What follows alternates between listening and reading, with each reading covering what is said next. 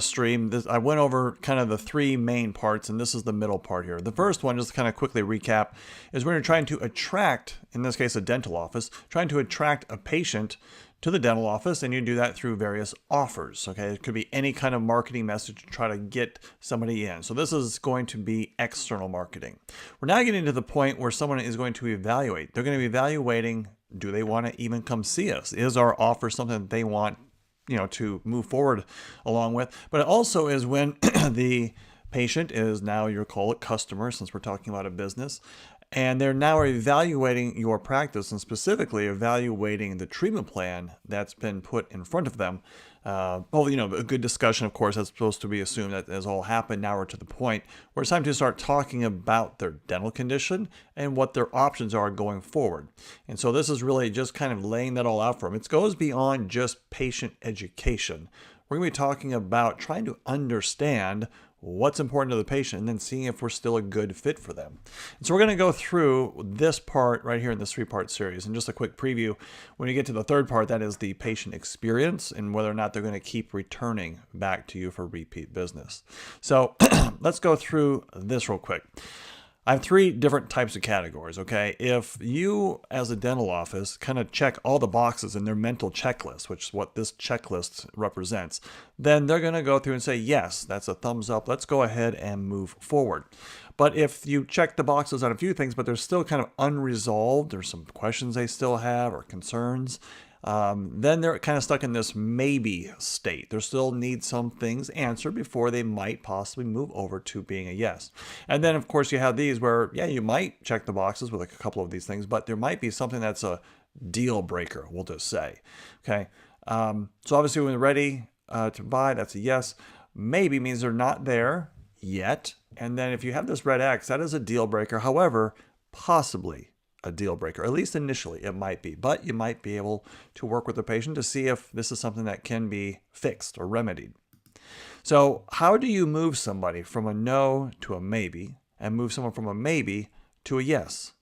And there's no big secret here. My patients can watch this video if they want. It's fine because there's nothing manipulative or sneaky or whatever. I think this is actually what patients, consumer, I think this is what you would want as well. How to move somebody from here to here and from here to here. The answer to that, simple. Be curious. Just be curious about what this person is wanting. You do that, of course, simply by asking some questions. That's all it is, really. It's just asking some good questions. So a statement, or a patient may have a statement or issue a concern. That's fine. Let's go ahead and investigate that further. And if truly it's like, no, sorry, we just can't do what it is that they're wanting, then yeah, the answer is a no. It's not a fit.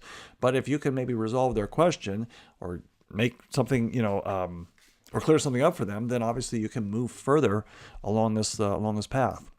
So what are these curiosity questions, or this whole idea of being curious? Well, here's a couple of scripts if you want to think of it that way. You can say something like, oh, really? Tell me more about that. And now there's a chance for the patient to expand upon what their thought is, okay?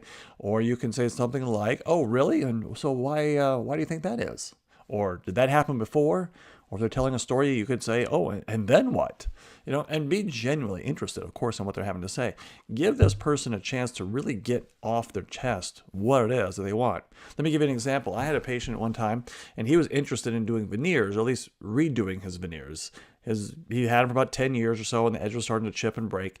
And he wanted to know, how does the process work? He was kind of feeling it out to kind of get an idea of what this might be like. And so I went through and explained to him, and then he said, well, will I leave with like anything on my teeth? I said, oh yeah, of course, you're going to leave with temporary veneers. They're going to be tooth color. They're going to be bonded to your teeth. They're going to be strong. There's just something to hold in place until your final ones come in. And he's like, oh, good. He says, the last time I got veneers done, they didn't put anything on my teeth. They just let me go walk out the door. And these weren't like some little minimal prep things. I mean, these were some pretty aggressive preps, and I have no idea how that all played out. That seems like a terrible way to do dentistry, but to him, there was a deal breaker right there. Deal breaker was, I'm not redoing these veneers if I leave here without anything on my teeth. So just by asking questions and being curious, we're able to find out what was his real concern, and we're able to answer that, and then we're able to move forward. So again, just being curious is really just all you have to know. That's all you really have to do. There's no sales tricks or gimmicks or anything like that. It's just being curious. And something like just say, in the healthcare field, is just caring. It's caring about your patient. Caring goes beyond just doting on people. It is actually trying to find out where they're coming from. And when you do that, you're going to have a much better idea of who's going to be a fit. And some people just truly are not going to be a fit for your office. Okay.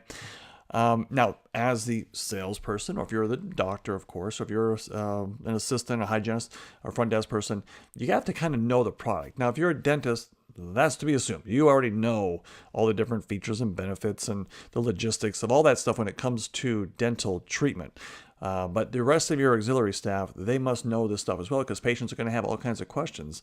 They have questions about, whatever it might be, but your staff have to be able to answer them as to like, well, what can be done, what can't be done, what's the sequencing, logistics. They kind of have to know what's the wiggle room here to try to get this thing answered in a way so that patients can try to think about if they really want to move forward with this. So knowing the product is kind of the key. So you put those two together, understanding the customer, plus knowing your product, there's a very strong chance you can move to yes. Okay, you can move from a no to a maybe, and a maybe to a yes.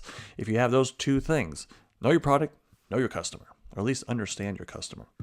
Okay, so when you think you've solved the problem, okay, so you've had this back and forth with the patient, confirm it. Let's just make sure that we're clear with each other, okay? And just something very simple, just say, well, now, does that sound good? When you kind of offer up whatever the fix or the answer to this problem is. Or something like, well, will that work for you? Or will that be okay?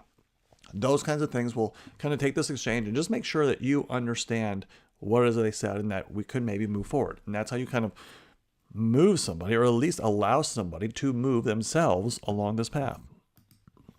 Now, mistakes when trying to move from here to here, from here to here.